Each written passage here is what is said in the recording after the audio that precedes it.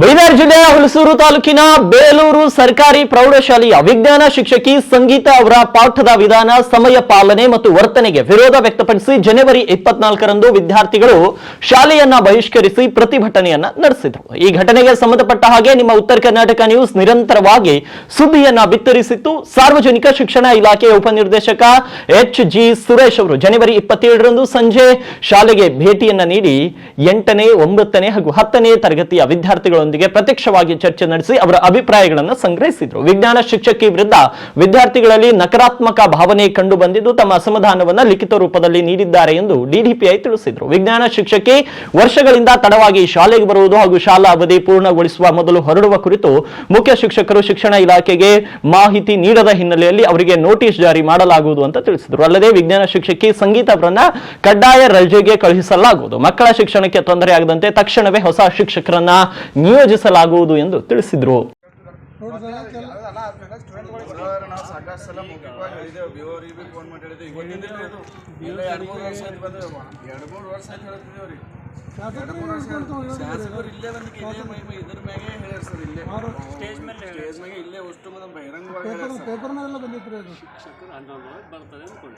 Attendance ಖಾಲಿ ಇರುತ್ತೆ. ಒಂದು ಸ್ಕ್ರೀನ್ ಶಾಟ್ಗಳು ನಮಗೂ ಮಾಡಬೇಕಲ್ಲ. ಅದೇ ಈಗ ಶನಿವಾರ ಮತ್ತೆ ಇಲ್ಲೇನೋ ಗಲಾಟೆ ಆಯಿತು ಅಂತ ಕೇಳ್ಪಟ್ವಿ. ಪತ್ರಿಕೆನೂ ನೋಡಿದೆ, ನಾನು ನ್ಯೂಸಲ್ಲೆಲ್ಲ ನೋಡಿದೆ. ಮಕ್ಕಳೆಲ್ಲ ರೋಡಿಗೆ ಬಂದು ಪೋಷಕರು ಸಹ ಎಲ್ಲ ಇಲ್ಲಿ ಜಮಾಯಿಸಿದ್ರಂತೆ. ಯಾಕೆಂದರೆ ಅದು ಒಂದು ಶಿಕ್ಷಕಿ, ವಿಜ್ಞಾನ ಶಿಕ್ಷಕಿಯನ್ನು ಸಂಗೀತ ಕುಮಾರಿ ಅಂತ ಇದ್ದಾರೆ, ಅವರು ತುಂಬ ಇಲ್ಲೇನೋ ಆರೋಗ್ಯಂಟ್ ಆಗಿದ್ದಾರೆ, ಪಾಠ ಮಾಡ್ತಾ ಇಲ್ಲ, ಎಕ್ಸ್ಪ್ಲೈನ್ ಮಾಡ್ತಾ ಇಲ್ಲ, ಹುಡುಗರಿಗೆ ಅರ್ಥ ಆಗ್ತಾ ಇಲ್ಲ. ಏನಾದ್ರು ಹುಡುಗರು ಕೇಳೋಕ್ಕೋದು ಅವ್ರನ್ನೇ ಗದರಿಸೋದು, ಮತ್ತು ನೀವು ಫೋನಲ್ಲೆಲ್ಲ ಚೆಕ್ ಮಾಡ್ಕೊಳ್ಳಿ, ಅಲ್ಲೇ ಹುಡುಕೊಂಡು ಬರಿಕೊಳ್ಳಿ ಅನ್ನೋದು, ನೋಟ್ಸ್ ಮಾಡಿಲ್ವಂತೆ, ಪಾಠಗಳನ್ನು ಸಹ ಮುಗಿಸಿಲ್ಲ. ನಮಗೆ ಡಿಸೆಂಬರ್ ಒಳಗಡೆ ಎಲ್ಲ ಪಠ್ಯಕ್ರಮನ ಮುಗಿಸ್ಬೇಕು ಅಂತ ಇದೆ ನಮ್ಮ ಇಲಾಖೆ ನಿಯಮ. ಪಠ್ಯಕ್ರಮ ಮುಗಿಸಿಲ್ಲ ಅಂತೆಲ್ಲ ಈಗ 8ನೇ ಕ್ಲಾಸು, 8ನೇ ಕ್ಲಾಸು, 9ನೇ ಎಲ್ಲ ಮಕ್ಕಳುಗಳು ಸಹ ಹೇಳಿಕೆ ಕೊಟ್ಟಿದ್ದಾರೆ. ಈಗ ಸತ್ಯಾಸತ್ಯತೆ ಅರಿಯೋಣ. ಇನ್ನೂ ಆ ಟೀಚರ್ ಇಲ್ಲ ಇವತ್ತು, ಏನೋ ನಮ್ಮ ಜಿಲ್ಲಾ ಹಂತದ ಒಂದು ಸರ್ಕಾರಿ ನೌಕರದ ಒಂದು ಕ್ರೀಡಾಕೂಟಕ್ಕೆ ಹೋಗಿದ್ದಾರಂತೆ. ಸೊ ಅವ್ರದ್ದು ಒಂದು ವಿಚಾರಣೆ ಮಾಡೋಣ, ಒಂದು ನೋಟಿಸ್ ಇಶ್ಯೂ ಮಾಡಿ ಅವ್ರನ್ನ ಒಂದು ವಿವರಣೆ ಪಡ್ಕೊಂಡು ಮುಂದಿನ ಕ್ರಮವನ್ನು ನಾನು ನಿಯಮಾನುಸಾರ ಕ್ರಮ ವಹಿಸ್ತೀನಿ.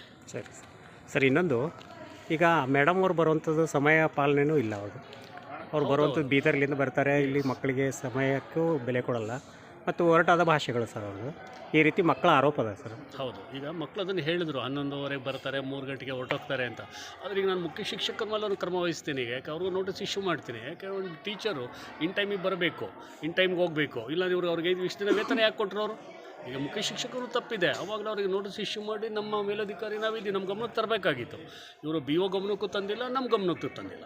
ಈಗ ವಿಳಂಬ ಆಯಿತು ಅಂದರೆ ಆಬ್ಸೆಂಟ್ ಹಾಕಬೇಕಾಗಿತ್ತು, ಇಲ್ಲ CL ಹಾಕಬೇಕು ನಿಯಮಾನುಸಾರ. ವೇತನ ಯಾಕೆ ಕೊಡ್ತಾರೆ ಇವರು? ಅವಾಗಲೇ ಇವರು ಹಾಕ್ಬಿಟ್ಟಿದ್ದಿದ್ರೆ ಇಷ್ಟು ಆಗ್ತಿರಲಿಲ್ಲ, ಎಚ್ಚೆತ್ಕೋತಾ ಇದ್ರು ಅವರು. ಮಕ್ಕಳು ಹೇಳಿದ್ದಾರೆ, ಅದು ತಪ್ಪಿದೆ. ಸಮಯ ಪಾಲನೆ ಕಡ್ಡಾಯ ಮಾಡಬೇಕು.